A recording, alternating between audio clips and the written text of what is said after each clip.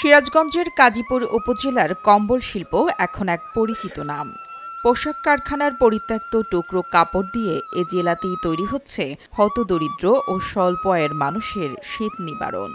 প্রায় ৩ দশকের বেশি সময় ধরে চলে আসা কম্বল তৈরির কাজটি এ অঞ্চলে এখন শিল্পের খ্যাতি লাভ করছে।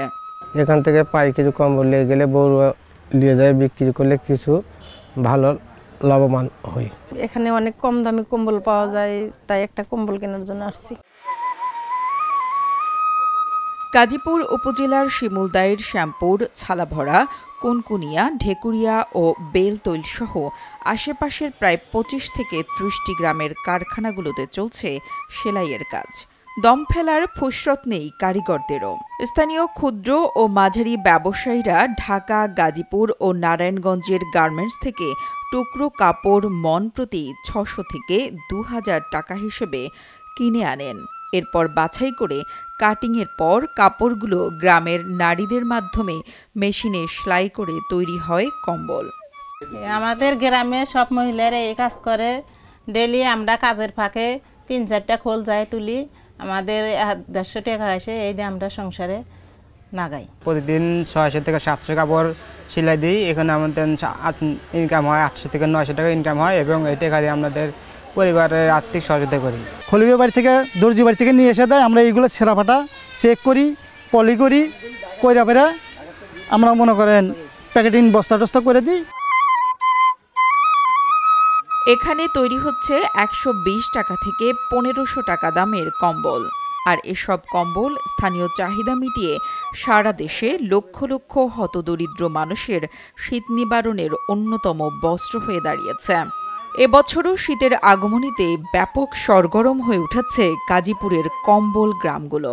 ব্যবসাটা আপনার অল্প খুবই সীমিত রেটে আমরা কম্বল সেল দিই। আমাদের এই বাজারে খুবই কম্বলের চাহিদা ৮০ টাকাতে শুরু করে প্রায় ৩৫০ টাকা দামের পর্যন্ত কোয়ালিটি হয় এবং চায়না আপনার ৪৩৫ টাকা থেকে শুরু করে ১১৬০ টাকা পর্যন্ত কোয়ালিটি হয় এবং আমরা অনেক লাভবান হচ্ছে ব্যবসা করে। দাম কম কিন্তু মান ভালো।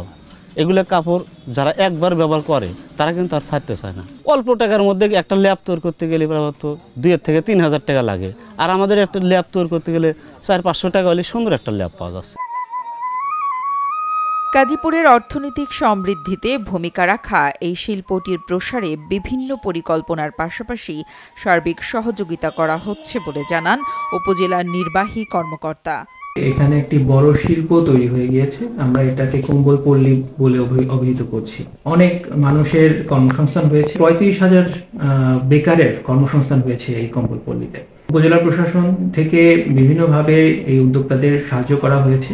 যুব উন্নয়ন অধিদপ্তর থেকে ক্ষুদ্র ঋণের ব্যবস্থা করা হয়েছে। এছাড়া তাদেরকে প্রশিক্ষণ দেওয়া হয়েছে। উপজেলা পরিষদ থেকে পল্লীর মহিলাদেরকে সেলাই মেশিন কিনে দেওয়া হয়েছে। এছাড়া তাদেরকে পল্লী সঞ্চয় ব্যাংক থেকেও বিভিন্ন ধরনের ঋণ দেওয়া হয়েছে।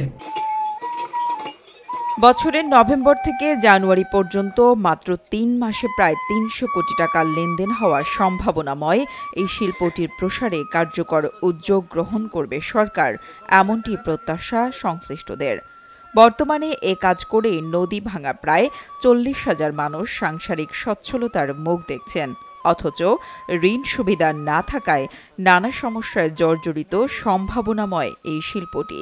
তাই এর প্রসার ও আর্থিক লেনদেন নিরাপদ করতে শিমুলদাইরে যে কোনো বাণিজ্যিক ব্যাংকের একটি শাখা স্থাপনের দাবি ব্যবসায়ী ও পাইকারদের। নুসরাত জাহান কলি, কালের কণ্ঠ।